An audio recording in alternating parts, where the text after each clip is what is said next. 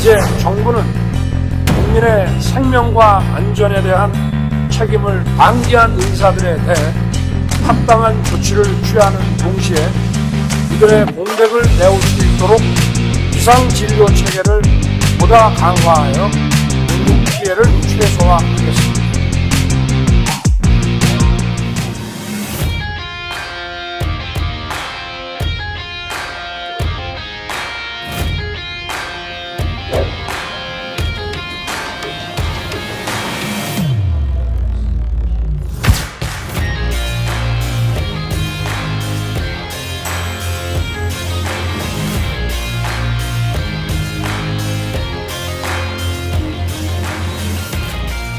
의사 집단행동 중앙재난안전대책본부 회의를 시작하겠습니다. 보름 이상 계속된 의사 집단행동으로 환자들의 생명이 위협받고 국민의 불평과 고통이 커지고 있습니다. 어려운 상황에서도 성숙한 시민의식으로 협조해 주시고 지지를 보내주시는 국민 여러분께 먼저 감사드립니다. 아울러 지금 이 순간에도 묵묵히 환자 곁을 지키고 있는 의사, 간호사 등 의료진과 병원 관계자들의 헌신에 감사드립니다. 저는 지금 의료 현장의 혼란이 역설적으로 의사 수 부족을 입증하고 있다고 생각합니다.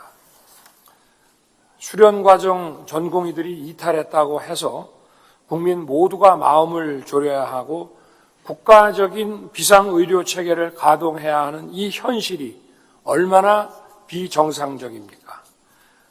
지금 바로 이러한 현상이야말로 의사수 증원이 왜 시급하고 중대한 과제인 건지를 보여주는 것이라고 하겠습니다.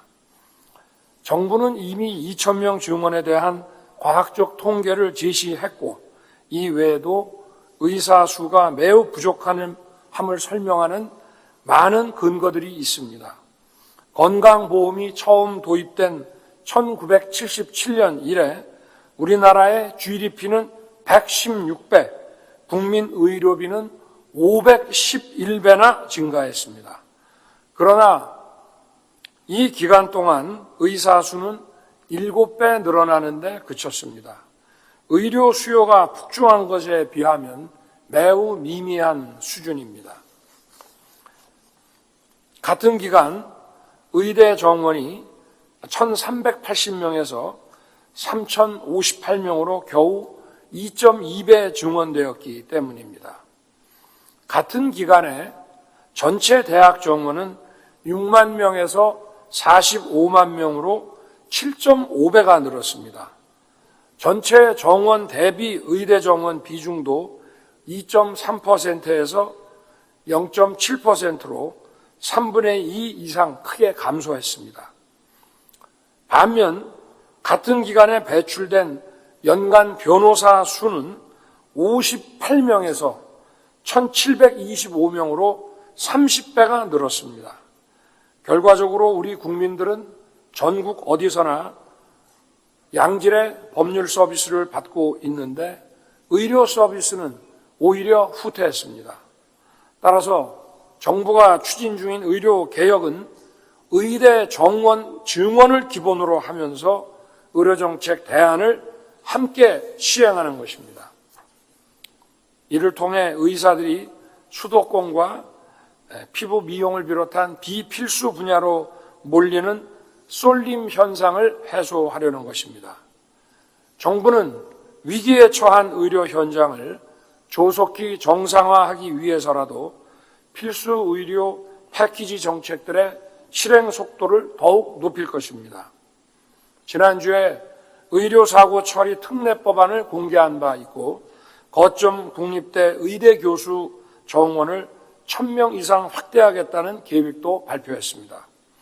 오늘 중대본 회의에서는 응급 고난도 수술에 대한 전폭적인 수가 인상과 함께 소아 분만 등의 건보 재정 투입을 확대하는 필수 의료 보상 방안을 논의하고자 합니다. 난이도가 높은 중증 심장 질환에 대한 보상을 강화하고 고위험 산모 신생아 통합치료센터의 사후 보상을 추진하며 지방의 신생아 중환자실 전담 전문의의 공공정책 수가를 도입하여 가장 시급한 분야부터 보상을 높이겠습니다. 대통령 직속 의료개혁특별위원회도 조속한 시일 내에 출범시켜 공론화가 필요한 과제들을 논의해 나가겠습니다. 의대 정원 증원이 지역의료, 필수의료 회복의 출발점이라고 하는 것은 교육 현장에서도 확인되었습니다.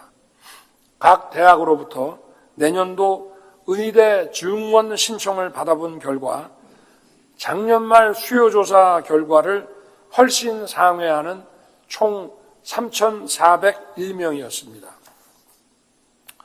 그런데도 의료계 일각에서는 급격한 증원으로 의학교육의 질이 저하될 것이라고 주장하고 있습니다. 전혀 사실이 아닌 틀린 주장입니다. 의과대학당 평균 정원을 비교해 보면 우리나라가 한 개 의과대학당 한 학년 정원이 평균 77명인데 반해 독일은 243명, 영국은 221명, 미국은 146명입니다.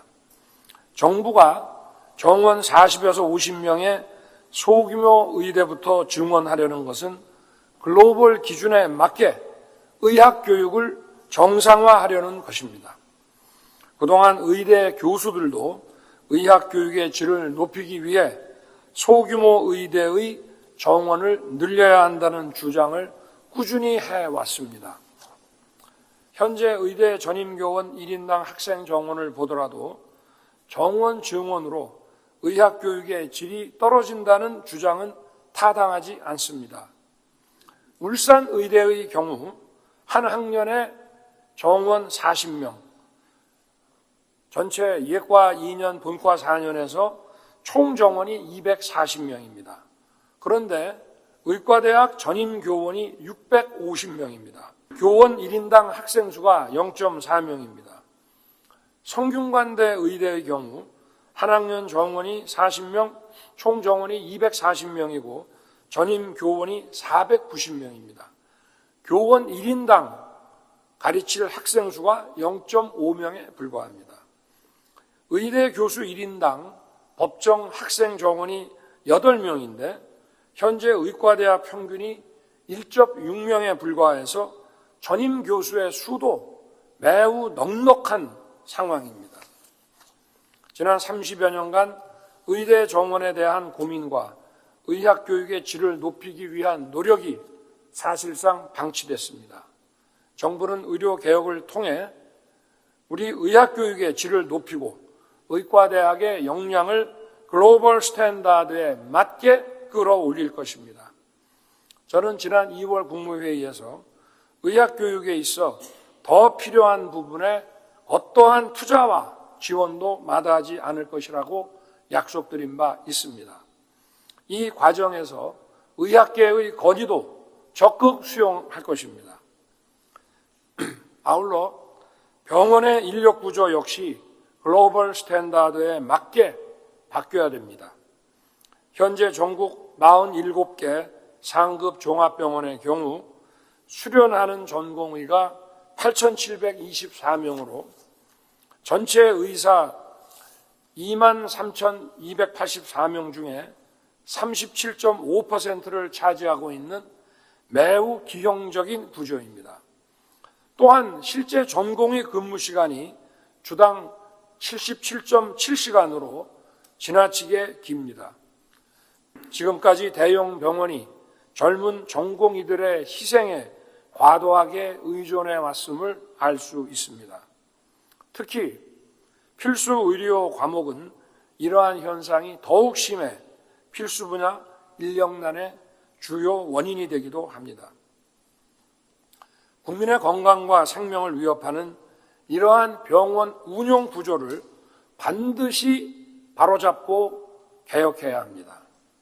전문의 중심의 인력 구조로 바꿔나가는 한편 숙련된 진료 지원 간호사 PA를 보다 적극적으로 활용하여 근본적인 의료 전달 체계 개편도 함께 추진해 나가겠습니다. 이러한 환경이 조성되면 수련병원에서 값싼 노동력으로 기능하는 전공의가 아니라 표준화된 교육과 훈련을 받으며 유능하고 전인적인 전문의로 성장할 수 있게 될 것입니다.